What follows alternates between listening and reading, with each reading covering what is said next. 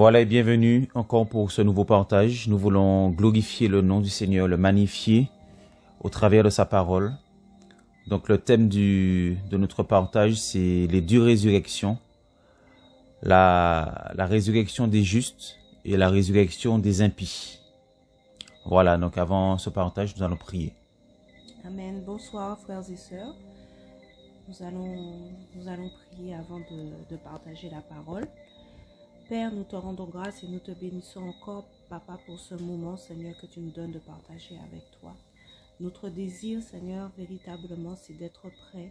Notre désir, Seigneur, c'est de nous préparer, Seigneur, à ton avènement et d'avoir une connaissance précise et correcte, Seigneur, de ta parole. C'est pour cela, Papa, que nous te remettons ce moment, nous te remettons, Seigneur, ces temps de partage, afin, Seigneur, que tu les guides entièrement, que tu les conduises, Seigneur, par ton esprit, afin, Seigneur, que tout ce qui soit dit, tout ce qui est dit, tout ce qui est partagé, Seigneur, soit pour la seule gloire de ton nom, Père. Seigneur, nous te remettons toutes choses, au nom de Yehoshua Mashiach. Amen. Amen. Donc sans plus tarder, nous allons prendre directement le livre de l'Apocalypse au chapitre 20, à partir du verset 6. Donc le thème, c'est vraiment les deux résurrections, la résurrection des justes et la résurrection des impies ou des méchants. Voilà.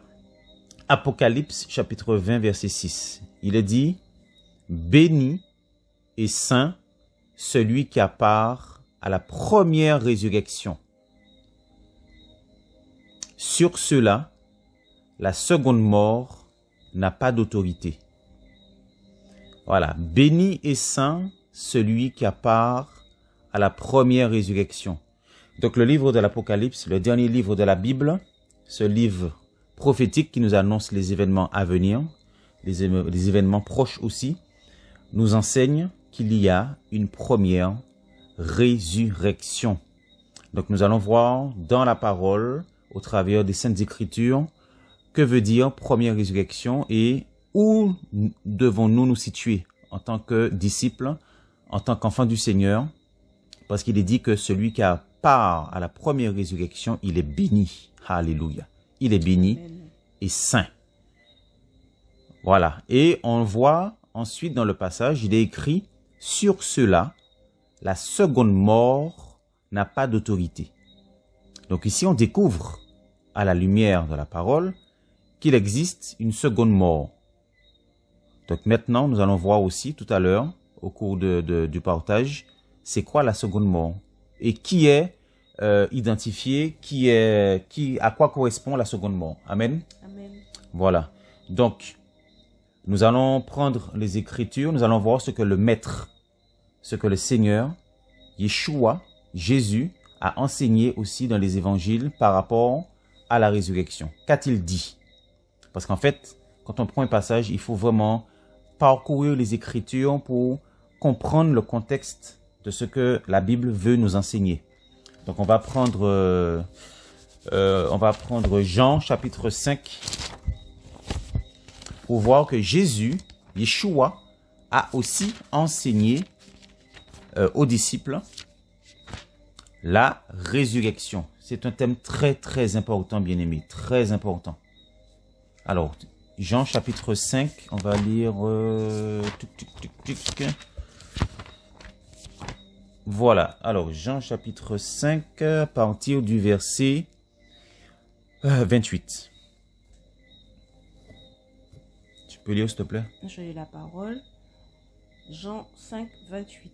Ne vous étonnez pas de cela, car l'heure vient où tous ceux qui sont dans les sépulcres entendront sa voix, et ils en sortiront, ceux qui auront fait des choses bonnes pour la résurrection de la vie, mais ceux qui auront pratiqué des choses mauvaises, des choses mauvaises pour la résurrection de condamnation. Donc ici, Yeshua, Jésus, c'est le chapitre, on voit, alors quand on lit la Bible, vous voyez, il y a le titre, la résurrection. Donc ici, Jésus, Yeshua, il enseigne clairement que l'heure vient.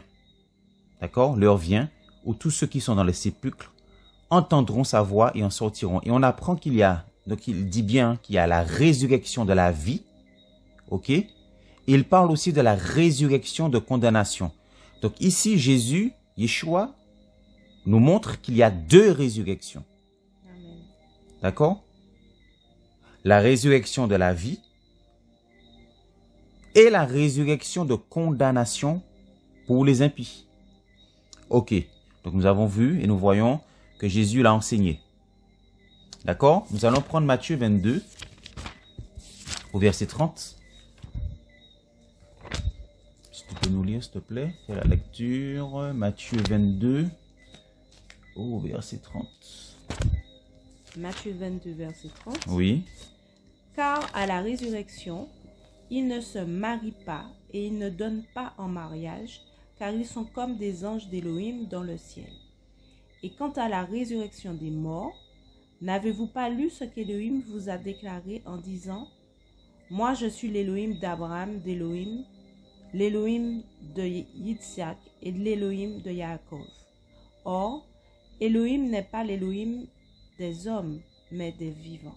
Alors, l'Élohim n'est pas l'Élohim des morts, mais des vivants. Ouais. Ok. Donc ici, nous voyons encore une fois le Seigneur enseigner sur la résurrection. Et nous apprenons, premièrement, un premier aspect de la première résurrection. Qu'est-ce qui se passe? Ça correspond à quoi? Le Seigneur nous dit qu'à la résurrection, ils ne vont pas se marier. Donc, pas de mariage là-haut, d'accord? Ça veut dire que, voilà, pas de mariage. Mais par contre, nous serons comme des anges d'Élohim dans le ciel. D'accord? Mais ils sont comme des anges d'Élohim dans le ciel. Donc ça veut dire que concrètement, dans la première résurrection, nous allons recevoir un corps céleste, un corps semblable à celui des anges. Amen. D'accord? Voilà pourquoi, effectivement, les anges ne se marient pas, les anges ne sont pas mariés au ciel. Donc le mariage, c'est que pour la terre, c'est pour le temps défini de l'homme et de la femme sur la terre. Le mariage, c'est terrestre. Et après, au ciel, c'est terminé.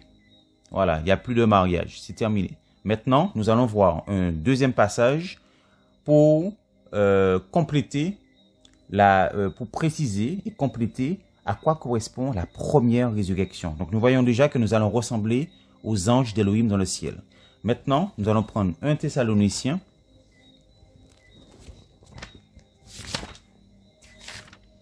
Alors non, je vais prendre...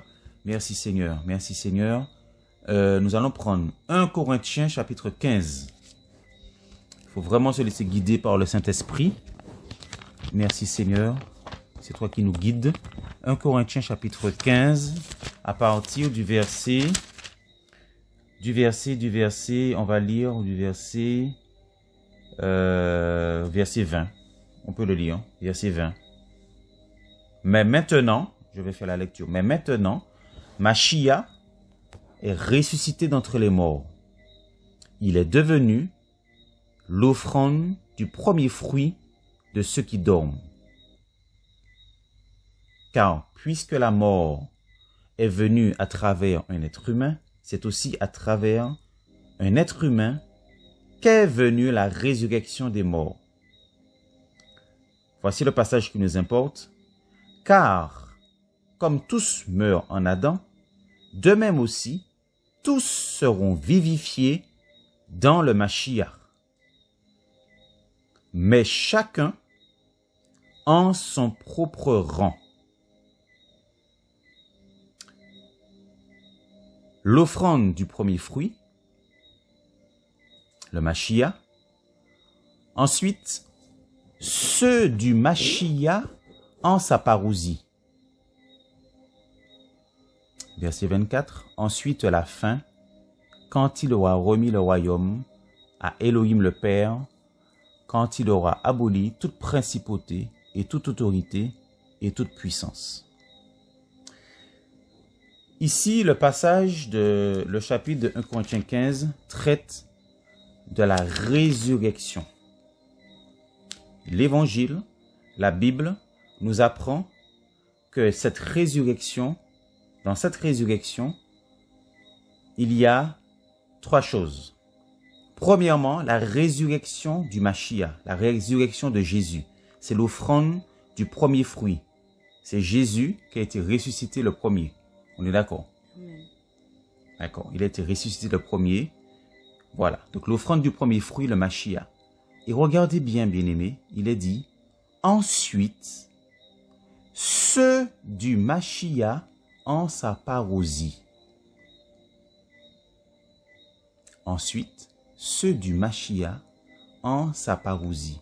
Donc la résurrection concerne ceux qui appartiennent à Christ, ceux qui appartiennent à Jésus. Et nous voyons que cette résurrection est liée aussi à sa parousie, à sa manifestation, à son retour. Or, nous avions vu la dernière fois, et la Bible nous enseigne, qu'il y a deux retours du Seigneur. Le retour dans les airs, qui est lié à l'enlèvement de l'Église, et ensuite le retour visible et physique du Seigneur sur le mont des Oliviers en Israël, où il posera ses pieds. Donc, nous comprenons que dans la première résurrection, on va trouver deux phases. Dans la première résurrection, il y a deux phases. Donc, premièrement, la résurrection qui est liée à l'enlèvement de l'Église, et on va prendre le passage. Et ensuite, une résurrection qui va intervenir aussi lors du deuxième retour du Maître, du Mashiach, de Yeshua. Et regardez bien aimé, il est dit au verset 24, ensuite la fin. Ensuite la fin. Et vous allez voir, je n'invente rien, ensuite la fin. Et cette fin-là correspond à quoi? Elle correspond à la résurrection des impies. Voilà.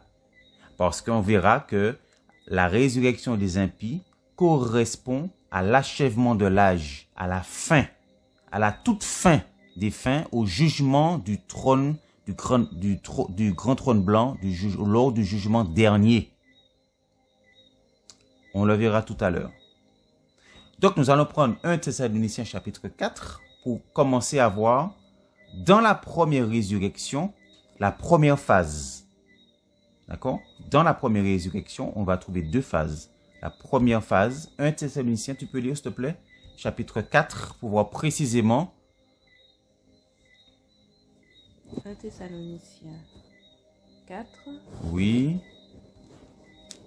Ou on peut, autant pour moi, le passage est devant nous. 1 Corinthiens, toujours chapitre 15, hein, on est dans le verset 21. Il est parlé du mystère de la résurrection. 1 Corinthiens 15. Oui, verset 51. Voilà. Vas-y, oui. Voici, je vous dis un mystère. Nous ne nous endormirons pas tous en effet, mais tous nous serons changés. Oui. En un instant, en un clin d'œil, à la dernière trompette. Car on sonnera de la trompette, et les morts seront réveillés incorruptibles, et nous serons changés. Alléluia. Amen. Amen. Donc, à la dernière trompette, en un instant, la trompette sonnera, et les morts ressusciteront incorruptibles. Donc les morts en Mashiach, les morts en Christ, les morts qui sont morts dans le Seigneur.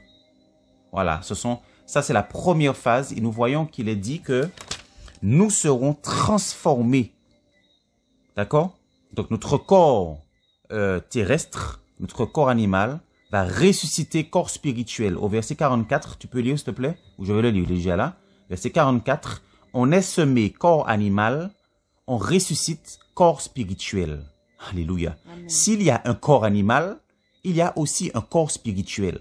Donc, dans cette première phase de la résurrection, les morts en Christ, d'accord, vont ressusciter, ils vont obtenir, le Seigneur va transformer, voilà, chaque disciple, chaque enfant du Seigneur avec un corps spirituel céleste, à l'image justement des anges. Nous serons comme les anges d'Élohim. D'accord? Verset 42, vous voyez? Le verset 42, il a dit quoi? Il en sera aussi de même à la résurrection des morts. Oui. On est semé dans la corruption, on est réveillé dans les corruptions. Alléluia. On est semé dans le déshonneur, on ressuscite dans la gloire. On est semé dans la faiblesse, on ressuscite dans la force. Voilà la première phase de la résurrection. D'accord? Elle concerne les chrétiens, les enfants du Seigneur, les disciples, tout homme, toute femme qui est mort en Christ. Ça, c'est quand la trompette sonnera lors de l'enlèvement de l'Église. Il s'agit de la première phase de la première résurrection. Puisqu'on a dit en 1 Corinthiens 15, verset 23, c'est bien de se répéter quand même, qu'en son propre rang, d'accord, la résurrection concerne, voilà, donc l'offrande du premier fruit, c'est le Mashiach. Donc le premier, c'est le maître, c'est Jésus. Et ensuite, ceux du Mashiach en sa parousie. Ok. Amen. On peut prendre Oui. 1 Thessaloniciens 4, Ah ben oui, voilà. au verset 13. Vas-y, tu peux le lire. À partir du verset 13. Or, frères, Non, vas-y, tu peux y aller. Or, frères, je ne veux pas que vous soyez dans l'ignorance au sujet de ceux qui se sont endormis, afin que vous ne soyez pas attristés comme les autres aussi qui n'ont pas d'espérance. Car si nous croyons que Yahushua est mort et qu'il s'est relevé, de même aussi ceux qui se sont endormis en Yahushua, Amen. Elohim les ramènera avec lui. Car nous vous disons ceci par la parole du Seigneur, c'est que nous, les vivants, restés pour la parousie du Seigneur. Voilà. Nous ne précéderons jamais ceux qui se sont endormis. Parce que le Seigneur lui-même, avec un cri de commandement, avec une voix d'archange et avec la trompette d'Élohim, descendra du ciel, et les morts en Mashiach ressusciteront premièrement. Voilà.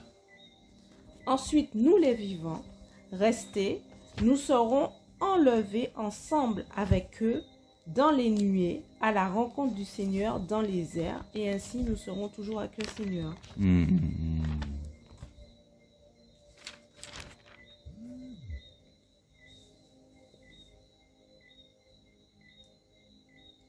Amen.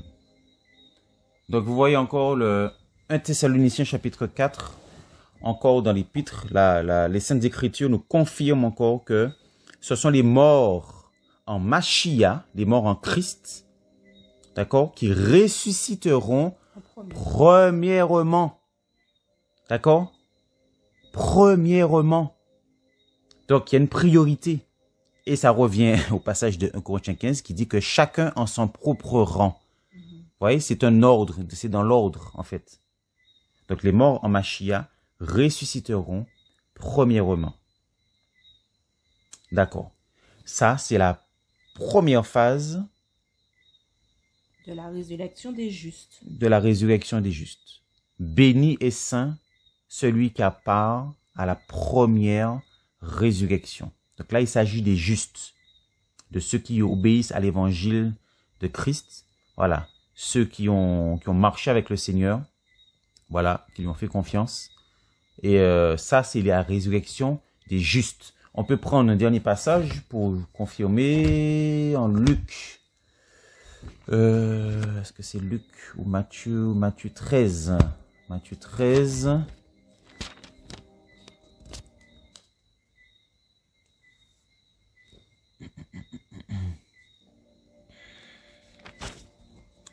Alors, Matthieu 13, au verset 49.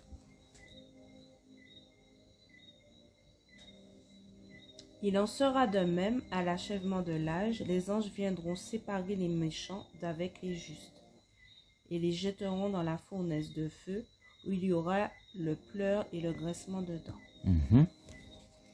D'accord, ça c'est juste pour bien voir qu'effectivement il y a une différence. Hein? Il y a les justes et les méchants. Donc il y a une résurrection pour les justes et une résurrection pour les méchants. D'accord, c'est juste ça. Voilà. Donc maintenant, nous allons voir concernant donc la résurrection, donc la deuxième phase de la résurrection, de la résurrection, d'accord, des justes, d'accord.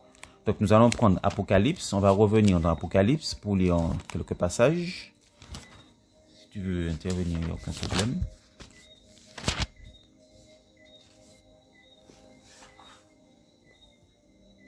Donc la résurrection, la première phase de la résurrection des justes, c'est au moment de l'enlèvement. Oui.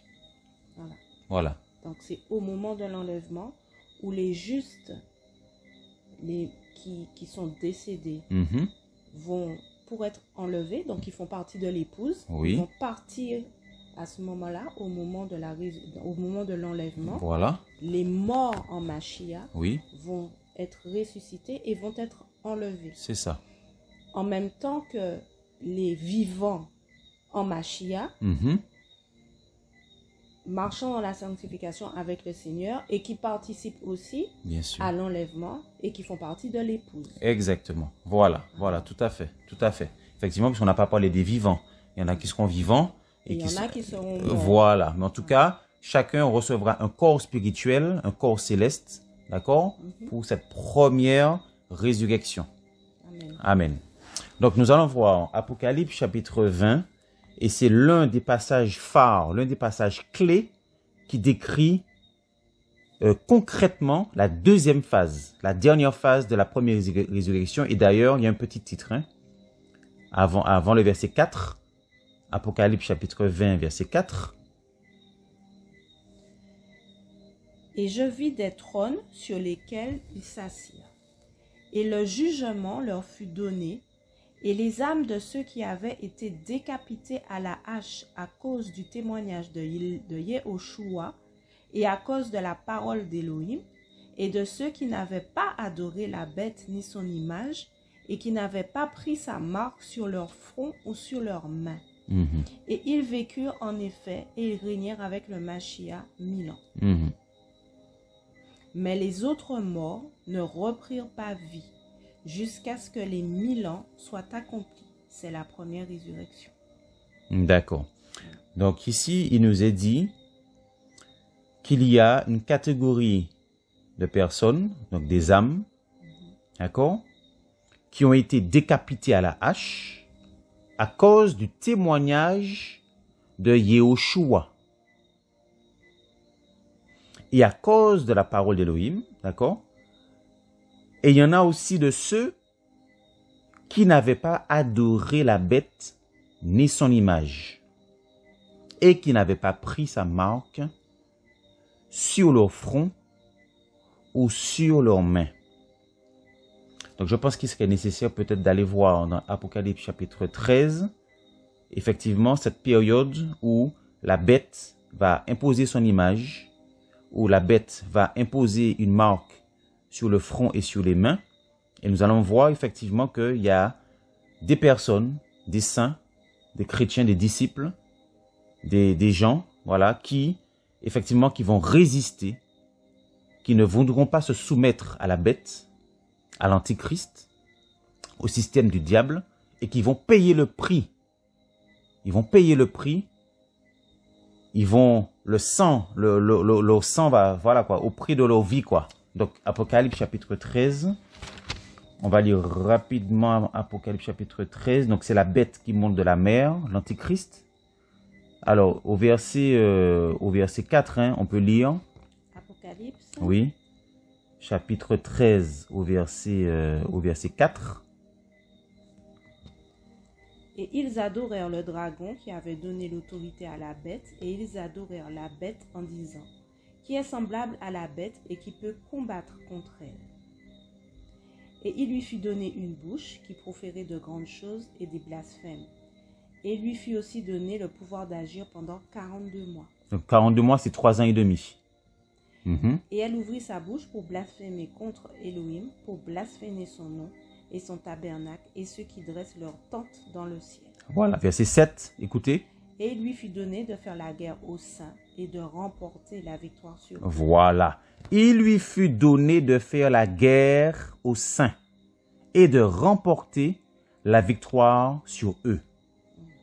Donc ça correspond à Apocalypse chapitre 20 qui dit que, eh ben voilà, il y a des personnes, des chrétiens qui vont effectivement, qui vont résister, qui seront décapités, qui seront persécutés, qui vont mourir, qui seront voilà, harcelés, et que la bête, au roi, quoi, il lui fut donné de faire la guerre aux saints et de remporter la victoire sur eux, et que cette bête avait le pouvoir d'agir pendant 42 mois, 3 ans et demi.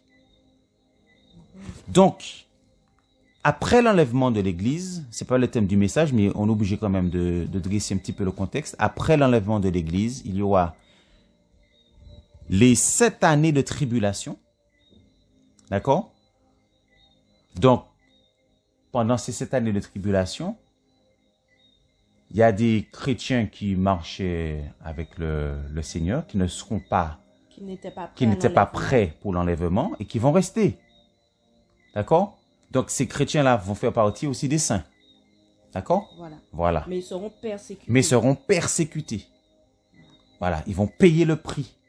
Ils seront vraiment persécutés. Ce sera chaud. Parce que là, on voit que ce système politique, cet antichrist, le système mis en place là, aura le pouvoir d'agir pendant 42 mois. Et on va lire la suite, puisqu'il était parlé tout à l'heure de l'image et de la marque sur le front. Là, c'est pas dans ce passage-là, c'est dans... il faut qu'on le lise quand même. Hein? Apocalypse chapitre 13. Oui, au verset 15. Au verset 15. Apocalypse oui. 13. Verset 15. Verset 15. Mm-hmm. Et il lui fut donné de donner un esprit à l'image de la bête, afin que l'image de la bête parle, et qu'elle fasse pour tous ceux qui n'adoreraient pas l'image de la bête, et qu'elle fasse que tous ceux qui n'adoreraient pas l'image de la bête soient mis à mort. Ah voilà, soient mis à mort. Voilà. Vous voyez? Soient mis à mort. Voilà. Mais on peut prendre aussi Apocalypse 7. Et oui, au verset tout à fait, tout à fait. Pour voir les martyrs. Voilà, les martyrs. À partir du verset 14. À partir du verset... on peut lire à partir du verset 9. Après ces choses, je regardais et voici une grande foule que personne ne pouvait compter, de toutes nations et tribus et peuples et langues, qui se tenaient debout devant le trône et devant l'agneau, vêtus de longues robes blanches avec des palmiers dans leurs mains. Et ils crient à grande voix en disant, le salut est à notre Elohim qui est assis sur le trône et à l'agneau. Et tous les anges se tenaient debout autour du trône et des anciens et des 4 êtres vivants, et ils tombèrent devant le trône sur leur face et adorèrent Elohim. Alors je vais au verset 14. 14, oui. Et je lui dis, Seigneur, tu le sais. Et il me dit, verset 13. Verset 13. Et l'un des anciens prit la parole et me dit, ceux qui sont vêtus de longues robes blanches, qui sont-ils et d'où sont-ils venus? Et je lui dis, Seigneur, tu le sais. Et il me dit, ce sont ceux qui viennent de la grande tribulation. Et ils ont lavé leurs robes, et ils ont blanchi leurs robes dans le sang de l'agneau. Amen. Voilà. Donc ici, nous voyons qu'il y a une grande foule. Et dans la Bible, il est marqué « Multitude de sauvés pendant la grande tribulation ». C'est le titre. Juste avant le verset 9, petit titre. « Multitude de sauvés pendant la grande tribulation ». Donc, il y a une grande foule que personne ne pouvait compter, de toute nation et tribu et peuple et langue, qui se tenaient devant le trône. Et l'apôtre Jean était étonné. Il était étonné de voir cette foule nombreuse. Et au verset 14, il est dit, ce sont ceux qui viennent de la grande tribulation. Voilà. Alléluia. Amen. Il y a un passage aussi qui dit, qui parle des martyrs dans Apocalypse. Et ce sont les martyrs qui parlent et qui disent, Seigneur, quand est-ce que tu vas venger notre sang? Ah oui, ça c'est en Apocalypse chapitre 5 au verset 9. 5 Au verset 9. Voilà. Et quand il ouvrit, donc là il s'agit des martyrs, d'accord? Donc nous sommes dans les sceaux, hein? Voilà. Alors, et quand il ouvrit le 5e sceau, je vis sous l'autel les âmes de ceux qui avaient été tués à cause de la parole d'Élohim et à cause du témoignage qu'ils avaient. Ça confirme le passage d'Apocalypse chapitre 20 qu'on a lu tout à l'heure. Ils ont été tués à cause de la parole d'Élohim et à cause du témoignage qu'ils avaient. Ils criaient à grande voix en disant, « Jusqu'à quand, Maître, le saint et véritable, ne juges-tu pas et ne venges-tu pas notre sang sur ceux qui habitent sur la terre? » Et il leur fut donné à chacun une robe blanche. Et il leur fut dit qu'ils se reposent encore un peu de temps, jusqu'à ce que, c'est très fort ça, jusqu'à ce que, et leurs compagnons de service et leurs frères qui sont sur le point d'être tués, aussi comme eux, soient au complet. Donc en fait, voilà, ces martyrs-là, ils se retrouvent sous l'autel déjà, d'accord? Parce qu'il a vu sous l'autel les âmes, et ensuite il a dit que il leur fut dit qu'ils se reposent encore un peu de temps. Donc pendant ces 7 années de tribulation, il y aura des martyrs, effectivement. Il y aura des gens qui seront sauvés, ça c'est vrai, qui vont recevoir, que ce soit des juifs, que ce soit des gens des nations qui vont recevoir, qui vont se convertir. Ça c'est clair et net, le livre de l'Apocalypse nous le dit. Il a dit que soit au complet. Il leur fut donné à chacun une robe blanche, il leur fut dit qu'il se repose encore un peu de temps. Donc ici, bien aimés, nous voyons, donc dans cette deuxième phase, alors on va revenir sur Apocalypse chapitre 20, parce que je vais vous montrer quelque chose. Apocalypse chapitre 20, au verset 5.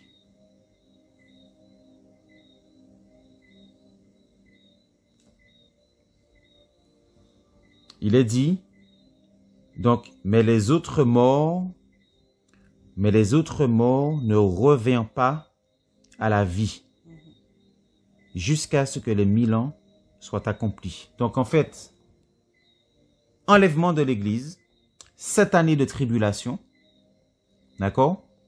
Et après les 7 années de tribulation, donc bien sûr, à la fin des 7 années de tribulation, il y a le Seigneur qui revient visiblement, il y a la parousie du Seigneur, physique et visible, aux yeux de toutes les nations. Il pose ses pieds sur la montagne des Oliviers, et ensuite il va instaurer son règne de 1000 ans. C'est le royaume messianique qu'on retrouve dans Isaïe 5, voilà, le royaume messianique des 1000 ans. D'accord? Voilà pourquoi il est parlé de 1000 ans. Mais au verset 5, il est dit, mais les autres morts ne reviennent pas à la vie. Donc nous voyons bien effectivement que il est dit que là, donc cette catégorie de personnes-là, tout le verset 4, donc ce sont des morts qui sont ressuscités. D'accord? Ils sont ressuscités et ils font partie de la première résurrection. Et il est dit, c'est la première résurrection. Point. Amen. Amen. Voilà, c'est la première résurrection. Mais le verset 5 dit, et il nous annonce déjà, comment dire, la résurrection des impies. Donc quand il dit, mais les autres morts ne reviennent pas à la vie, il s'agit effectivement de la résurrection des impies. D'accord? Et là, on va le voir après.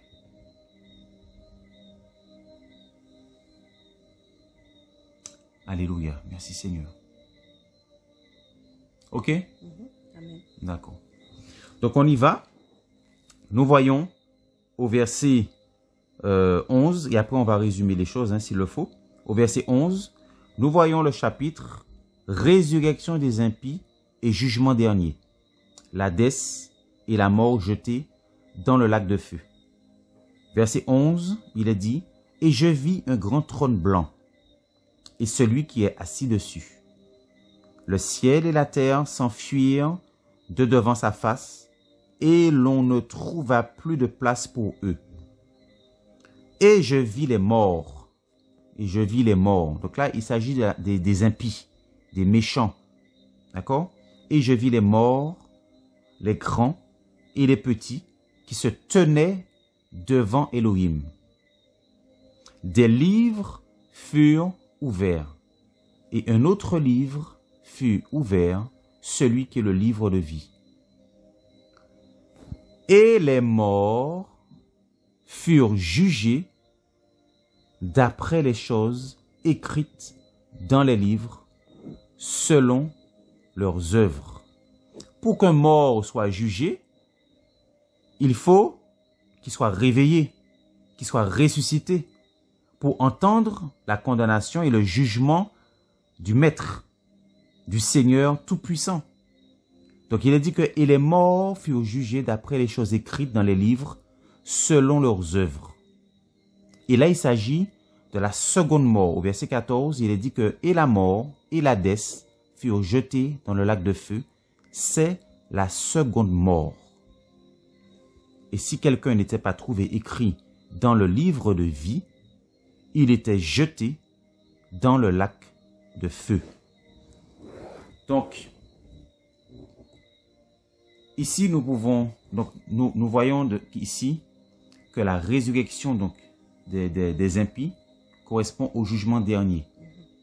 Donc, c'est la période, c'est l'instant où le Seigneur va s'asseoir sous son trône pour juger toutes les nations, tous les méchants, tous ceux qui violent l'évangile, tous ceux qui travaillent pour la violation de la Torah, tous ceux qui sont rebelles, tous ceux qui insultent l'évangile, qui n'obéissent pas au Seigneur, qui se sont rebellés contre lui. Toutes les nations, tous les pays, tous les présidents, tout le monde. Donc là, c'est vraiment la résurrection pour le jugement. Pour le jugement. C'est-à-dire que tous les justes ont déjà été ressuscités. Voilà. Et là, à la fin du règne de 1000 ans, puisque le Seigneur vient régner avec les justes, tous ceux qui n'ont pas été ressuscités, eux, ils attendent la seconde résurrection. Voilà. Mais là, c'est pour le jugement. C'est ça. C'est-à-dire qu'il ne faut pas arriver devant le grand trône blanc. Nous ne devons pas arriver, bien-aimés, devant le grand trône blanc. Voilà. Parce que c'est pour la résurrection des injustes et pour la prononciation de la condamnation. C'est pourquoi dans le verset, on nous a dit ceux qui ressusciteront pour la condamnation. Exact. Voilà.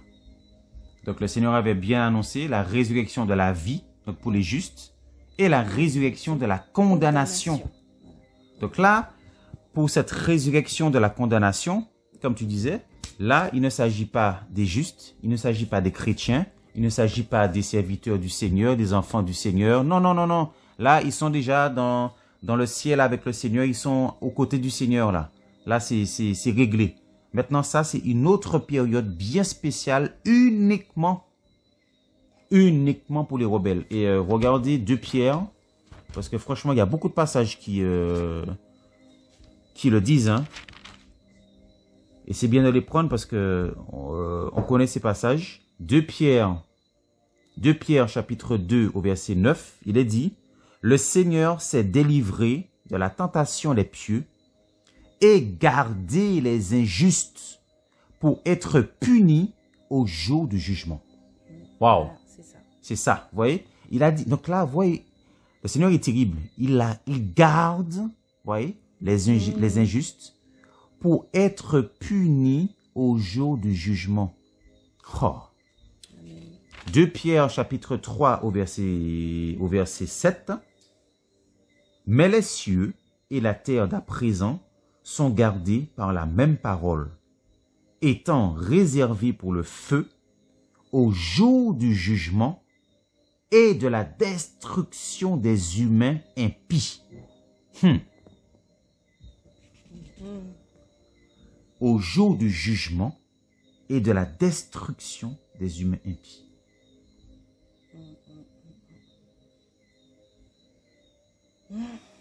Donc le Seigneur, il est patient.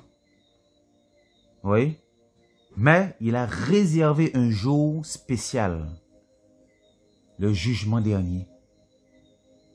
Pour convoquer les petits, les grands, les hommes, les femmes, toutes sortes voilà, toutes les nations devant lui. Et il va ouvrir les livres et il va juger selon les œuvres. Maintenant, nous les justes, est-ce que nous avons une condamnation? Est-ce que nous avons un jugement de condamnation? Nous allons rencontrer effectivement le Seigneur au ciel. C'est vrai, pour le tribunal de Christ. Mais ce tribunal de Christ, il est réservé pour donner des récompenses. Voilà. Pour nos récompenses, de la manière dont nous avons servi le Seigneur, la manière dont nous avons utilisé les dons qu'il nous a donnés, les talents qu'il nous a donnés. Donc en fait, nous allons recevoir des couronnes, des récompenses par rapport au travail qu'on a fourni sur la terre. Voilà. Et ça, c'est, on peut dire un jugement, mais c'est pas un jugement dans la condamnation. C'est un jugement, voilà, de récompense en fait. Voilà, où il attribue. On a des comptes à rendre aussi au Seigneur. Ah oui, en tant que disciples, sur cette terre, nous aurons des comptes à rendre au Seigneur. Voilà, Seigneur, tu m'avais donné le don de prophétie, ben j'ai fait quoi? Seigneur, tu m'as donné le don pour le social, j'ai fait quoi? Voilà, etc., etc. Vous voyez un peu? Donc, ce sont tous ces passages que nous devons garder dans notre cœur. Voilà, nous serons... Donc, les deux résurrections, c'est ça. Il y a la première phase pour la première résurrection. Et ensuite, la seconde mort, c'est la résurrection des impies.